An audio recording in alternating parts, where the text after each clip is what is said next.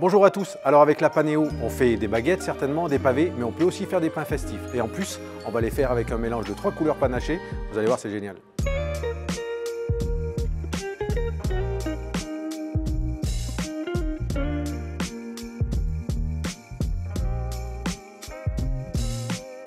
Alors pour faire notre pain surprise à 3 couleurs, on a besoin de farine blanche tradition, qui est mélangée avec une farine de seigle et une farine de complet.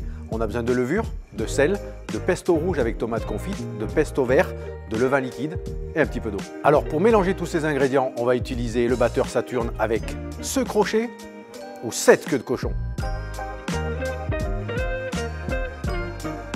Je vous parlais de panachage de couleurs. Alors on va commencer par la pâte blanche et pour faire cette pâte blanche, il va me falloir mes farines, mon eau, la levure, le sel, le levain. Je mets tout ça dans la cuve du batteur avec le crochet ou la queue de cochon à tourner 6 minutes en première et 5 minutes en deuxième.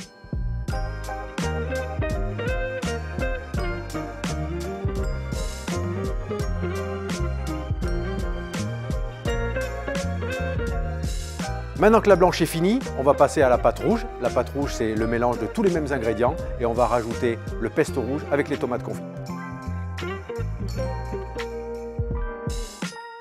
On a fait la blanche, on a fait la rouge, il nous reste la verte. On part sur la même base d'ingrédients, on rajoute le pesto vert et c'est parti.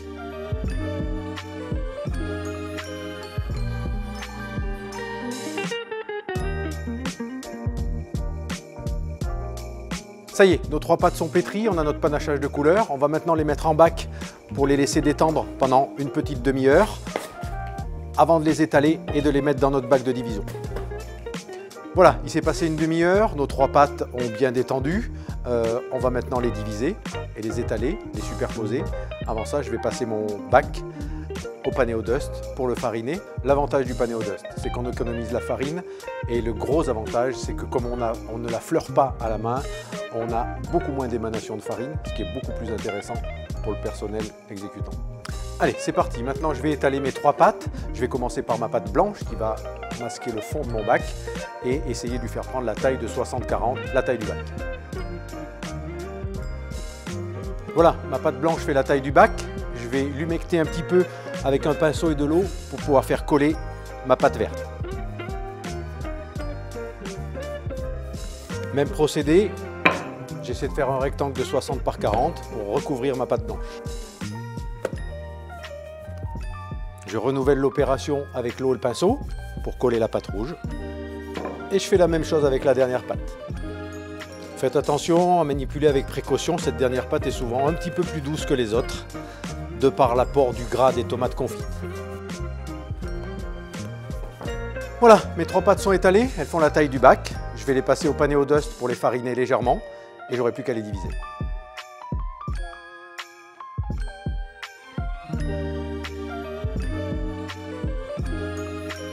Ma pâte est maintenant farinée, je vais la diviser à la Panéo avec la matrice numéro 16.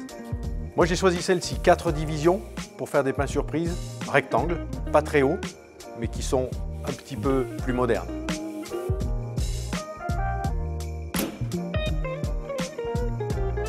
Mes 4 pavés sont maintenant divisés, je vais les mettre en moule pour pouvoir les laisser lever et les cuire dans ces moules-là. Alors ce qui est bien avec ces cadres, c'est que c'est des cadres modulables. Vous voyez, je peux faire varier leur taille et ça c'est plutôt intéressant. Voilà, l'après est terminé. Maintenant, il ne nous reste plus que la mise au four. Alors, on va égayer un petit peu nos pains surprises en les décorant avec un chablon pour l'un et l'autre à la poudrette de farine. Et on va faire un lamage différent sur les deux pour avoir quelque chose à la sortie du four qui soit assez sympa. Alors, quand vous vous servez d'un chablon sur une pâte, essayez de faire tomber votre farine très délicatement pour pas que vous ayez des amas de farine. Alors, il est même conseillé souvent, si vous avez des tamis ou des passoires trop épaisses, de se servir de 2 passoires. C'est-à-dire qu'on fait tomber la farine d'une passoire dans une deuxième, ce qui va affiner encore plus le grain et vous aurez quelque chose de beaucoup plus sympathique en visuel. On va scarifier, vous scarifiez de la manière dont vous voulez, libre à votre imagination, faites comme vous voulez. Maintenant, c'est scarifié pendant 45 minutes à 1 heure à 250 degrés.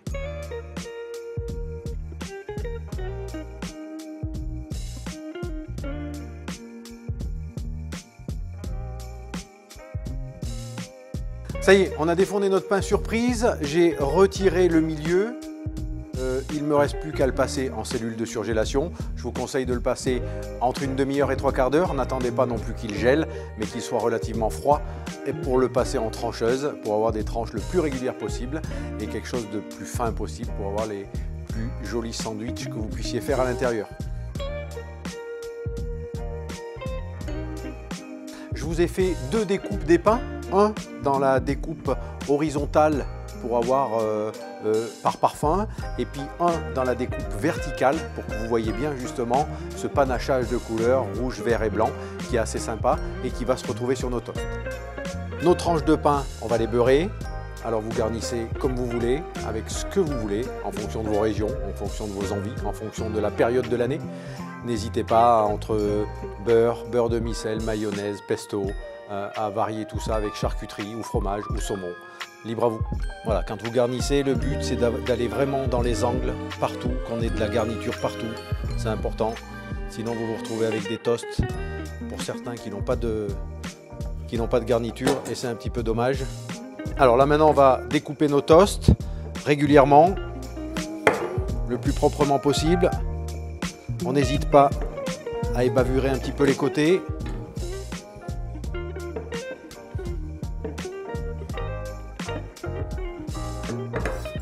Il ne nous reste plus qu'à finir d'associer nos toasts dans le pain surprise. Alors si vous voyez, c'est un pain surprise qui n'est pas très conventionnel, qui change un petit peu d'habitude. Déjà il n'est pas rond, mais il est rectangle.